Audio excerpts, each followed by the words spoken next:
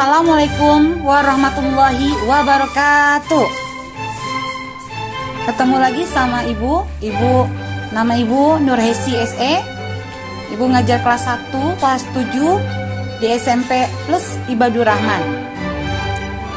Hari ini kita belajar PJJ, ya, belajar jarak jauh. Sebelum kita mulai belajar, marilah kita persiapkan alat atau media pembelajaran. Jika kalian sudah siap, mari kita berdoa terlebih dahulu. Semoga pelajaran hari ini berjalan dengan baik dan dapat dipahami dan dimengerti dengan kalian. Dan kita juga diberi kesehatan dan terhindar dari pandemi COVID-19 dan selalu menjaga kesehatan. Berdoa dimulai. Selesai? Hari ini semoga kalian masuk semua dan dapat mengikuti pelajaran dengan baik. Hari ini kita belajar tentang perkembangan kehidupan masyarakat Indonesia pada masa Islam pada bidang politik, sosial, agama, budaya, dan pendidikan. Nah, tujuan pembelajaran hari ini siswa dapat memahami bidang politik dan pemerintahan. Kedua, siswa dapat mengetahui bidang sosial dan ekonomi. Dan ketiga, siswa dapat memahami bidang agama dan pendidikan. Tahukah kalian pengaruh perubahan masa perkembangan Islam di Indonesia? Mungkin ada yang tahu. Nah, yang tidak tahu memperhatikan Ibu ya. Masuk dan berkembangnya Islam di Indonesia telah membawa pengaruh dan perubahan dalam berbagai bidang kehidupan masyarakat di Indonesia. Pengaruh itu menyangkut di bidang politik, agama, pendidikan, dan seni budaya. Yang pertama di bidang politik, pemerintahan, pengaruh perkembangan Islam di bidang politik pemerintahan adalah perkembangan kerajaan-kerajaan Islam di Indonesia. Pada zaman Islam, kerajaan disebut dengan kesultanan dan rajanya disebut sultan. Para sultan di zaman kerajaan Islam tampil memimpin melawan terhadap penjajah. Misalnya Sultan Iskandar Muda melawan Portugis, VOC, dan Sultan Agung melawan VOC dan Sultan Hidayatullah melawan Belanda, dan masih banyak yang lainnya. Kedua, di bidang sosial ekonomi, setelah agama Islam berkembang di Indonesia, terjadilah perubahan dalam kehidupan sosial ekonomi masyarakat. Pada zaman Islam, masyarakat tidak lagi mengenal kasta seperti pada zaman Hindu. Semua masyarakat Muslim sederajat dan bersaudara dengan mengutamakan musyawarah. Kultur kebudayaan feodal masih berkembang di zaman Hindu-Buddha masih berlanjut. Sultan dianggap sebagai kelas bangsawan dan rakyat sebagai abdi atau kulo.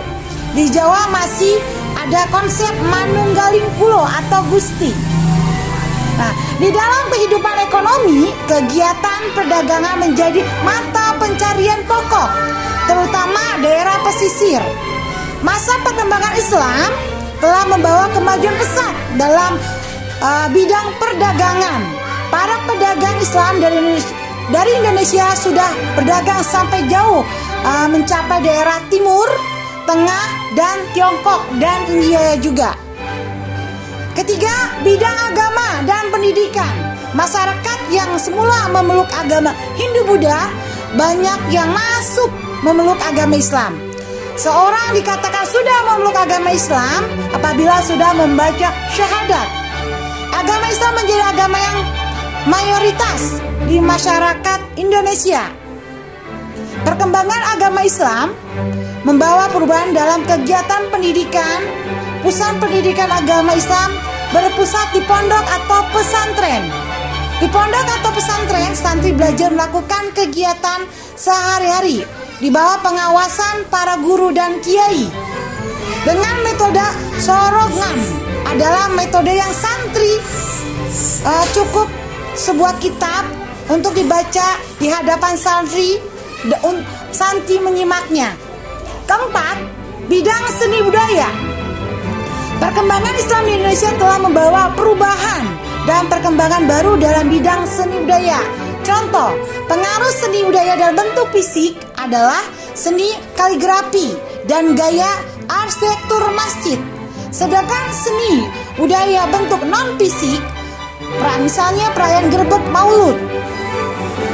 Nah, itulah tadi materi tentang pengaruh yang menyangkut bidang politik, pemerintah, agama, pendidikan, dan seni budaya.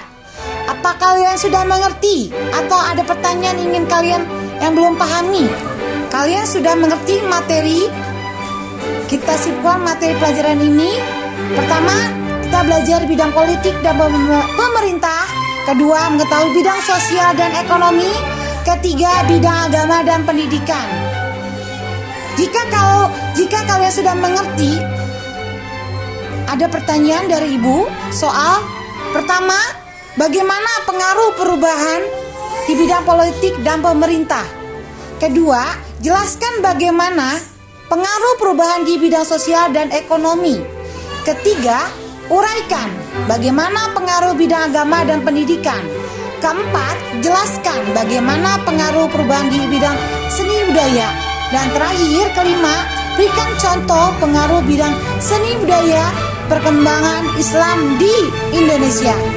Kalian jawab dan dikumpulkan hari ini. Ibu tunggu. Jangan lupa jaga kesehatan agar terhindar dari penyakit pandemi virus corona atau COVID-19 dengan cara satu, menjaga jarak, kedua, memakai masker, ketiga, mencuci tangan, dan keempat, memakai makanan yang sehat, memakan makanan sehat. Ibu akhiri, Assalamualaikum warahmatullahi wabarakatuh.